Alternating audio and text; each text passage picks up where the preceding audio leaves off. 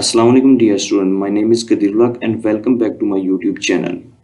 जैसा कि हमने प्रीवियस लेक्चर में इंट्रोडक्शन टू फिजिक्स पढ़ा था, आज हम उसी टॉपिक की ब्रांचेस को स्टडी करने जा रहे हैं और साथ ही साथ फिजिक्स की डेफिनेशन भी देखेंगे। तो आइए चलते हैं वीडियो की तरफ। सबसे पहले हम फिजिक्स को डिफाइन करते हैं। Physics the branch of science that deals with matter, energy and there interaction. Physics में हम मैटर, एनर्जी और उनके आपस में इंटरेक्शन को स्टडी करते हैं। अब मैटर क्या है? Anything that occupies space and has mass is called matter। हर वो चीज जो जगह घेरती हो और वजन रखती हो मैटर कहलाती है। For example, solid, liquid, gas. आपने अभी तक ये 3 states of matter he study की होंगी, लेकिन आज हम 4 स्टेट ऑफ मैटर भी इस टॉपिक में आगे चलकर स्टडी करेंगे। इसी तरह एनर्जी क्या है? The ability to do work is called energy. किसी काम को करने के लिए लगने वाली तवानाई को हम एनर्जी कहते हैं। फिजिक्स में हम मैटर और एनर्जी के साथ साथ मैटर और एनर्जी के इंटरेक्शन को भी स्टडी करते हैं। इसकी एग्जांपल्स हम ब्रांचेस के साथ ही डिस्कस करेंगे। आई होप कि आपको फिजिक्स की डेफिनेशन क्लियर हो गई होगी। अब हम स्टडी करते हैं ब्रांचेस ऑफ फिजिक्स। तो हमारी पहली ब्रांच है मैकेनिक्स। इसकी डेफिनेशन कुछ यूं होगी: the branch of physics that deals with motion of object, its causes and effect is called mechanics. Mechanics में हम स्टडी करते हैं किसी भी ऑब्जेक्ट की मोशन को और उसके कॉजेज को, कि किस वजह से ऑब्जेक्ट ने मूव किया, और उस मोशन की वजह से आने वाले इफेक्ट्स को। For example,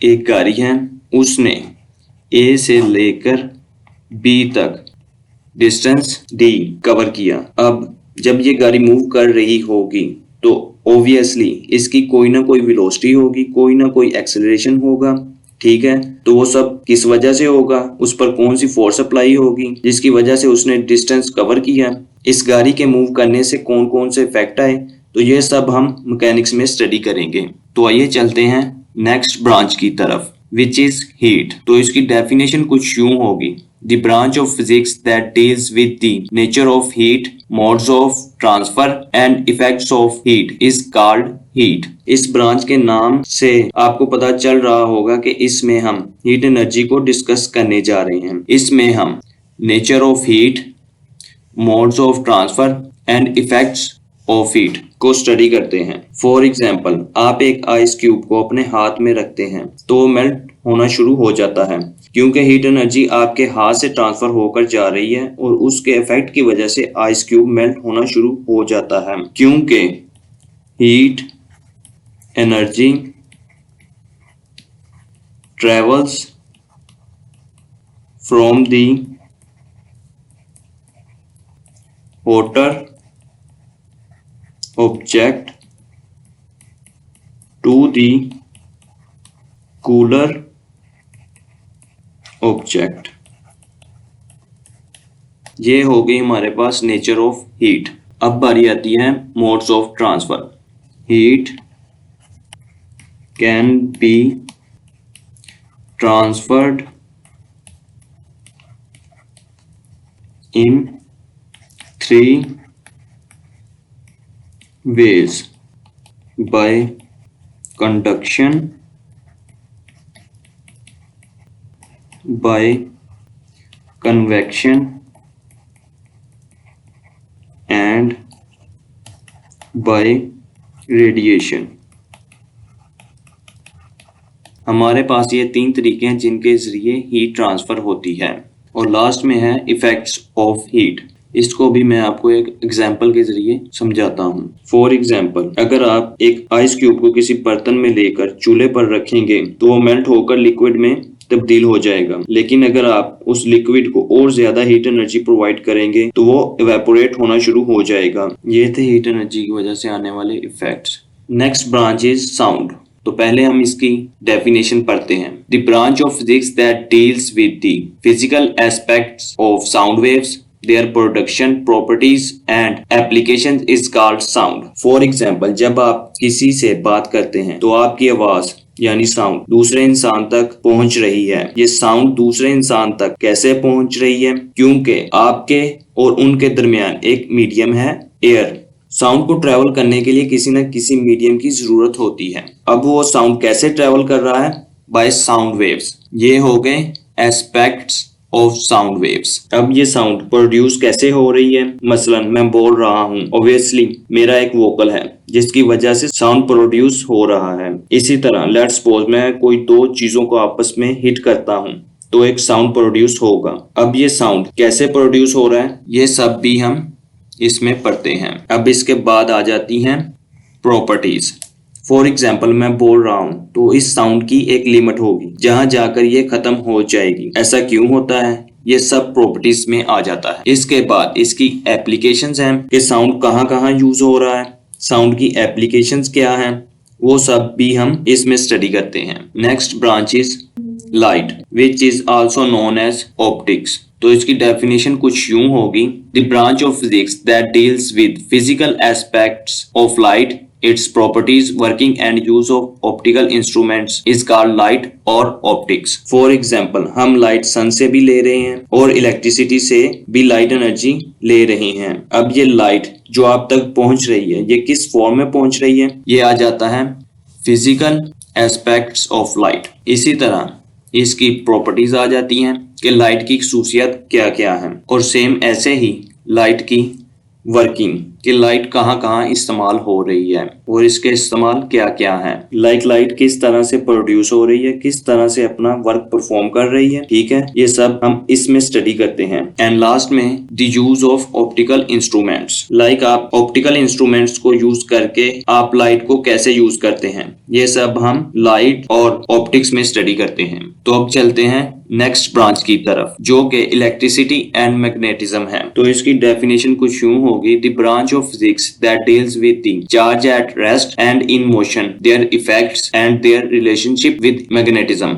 is called electricity and magnetism. Electricity and magnetism is also known as electromagnetism.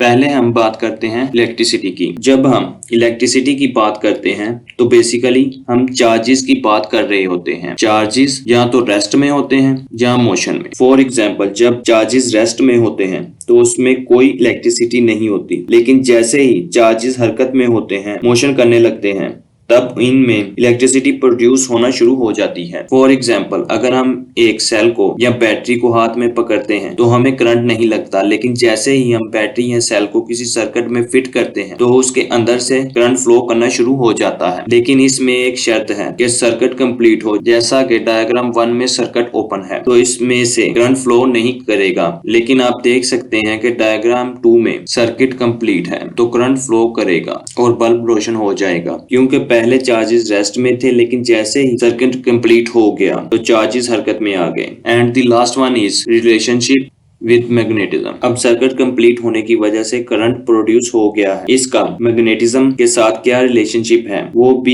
इसी में स्टडी करते हैं। फॉर एग्जांपल, हमारे सर्किट में चार्जेस मोशन कर रहे हैं और उसमें करंट प्रोड्यूस हो गया है। ठीक है, तो इस करंट की वजह से इस वायर की सराउंडिंग में एक मैग्नेटिक फील्ड प्रोड्यूस हो जाएगी। अब ये प्रोड्यूस कैसे होती है ये हम बाद में डिस्कस करेंगे। नेक्स्ट ब्रांच की तरफ आते हैं विच इज एटॉमिक फिजिक्स। आपको यहाँ नेम से ही पता चल गया होगा कि हम बात कर रहे हैं एटम की। तो इसकी डेफिनेशन कुछ यूं होगी। The branch of physics that deals with the structure and properties of atom is called atomic physics. पहले एटम को ही स्मॉलेस्ट पार्टिकल ऑफ एनीथिंग समझा जाता था। तो इसके लिए हम एटम से ज्यादा ब्रीफ नहीं चाहेंगे। एटॉमिक फिजिक्स में हम एटम के स्ट्रक्चर और उसके अरेंजमेंट्स और प्रॉपर्टीज की स्टडी करेंगे, क्योंकि हर चीज एटम से मिलकर बनी है। नेक्स्ट ब्रांच की तरफ आते हैं, which is nuclear physics. Nuclear physics में हम बेसिकली न्यूक्लियाई या न्यूक्लियस की बात करते हैं। तो पहले डेफिनेशन पढ़ लेते हैं। The branch of physics that deals with the properties of nuclei and the particle with in the nuclei is called nuclear physics. Let's suppose हमारे पास एक हाइड्रोजन एटम है। दिस वन शोज कि हाइड्रोजन एटम में एक electron है जो कि nucleus के गिर्द ऑर्बिट में मूव कर रहा है। दिस वन शोज कि हाइड्रोजन एटम में एक प्रोटॉन है जो कि यहाँ न्यूक्लियस के अंदर है। चूंकि हाइड्रोजन एटम में एक प्रोटॉन है तो न्यूट्रॉन 0 होंगे। न्यूट्रॉन भी न्यूक्लियस के अंदर होते हैं। अब हम डीप डिस्कशन कर रहे हैं कि एक एटम के अंदर इलेक्ट्रॉन, प्रोटॉन और न्यूट्रॉन भी होते हैं। तो न्यूक्लियर फिजिक्स में हम properties and behaviour of nuclei and particle with in the nuclei को स्टडी करते हैं। अब हम नेक्स्ट ब्रांच की तरफ चलते हैं, विच इज प्लाज्मा फिजिक्स। तो जैसा कि मैंने स्टार्ट में कहा था कि आज हम फोर्थ स्टेट ऑफ मैटर भी स्टडी करेंगे। तो plasma is fourth state of matter. Plasma में बेसिकली हम बात करते हैं आयंस की। तो इसकी डेफिनेशन कुछ यूं होगी, the branch of physics that deals with the production properties of the ionic state of matter is called plasma physics. Plasma physics में हम आयंस की प्रोडक्शन एंड प्रॉपर्टीज को स्टडी करते हैं। And the last one is geophysics. जहां पर भी जियो का लफ्ज आ जाए वहां हम अर्थ की बात कर रहे होंगे। तो इसकी डेफिनेशन कुछ यूं होगी, the branch of physics that deals with the internal structure of earth is called geophysics. इसमें हम अर्थ के इंटरनल स्ट्रक्चर को स्टडी करते हैं कि अर्थ का इंटरनल स्ट्रक्चर किस तरह का होगा। आई होप कि आपको ये सभी ब्रांचेस समझ आ गई हो। मैं उम्मीद करता हूँ कि आपको वीडियो पसंद आई होगी और मजीद इस तरह की वीडियोस देखने के लिए चैनल को सब्सक्राइब करें और नोटिफिकेशन के बटन को ऑन करें।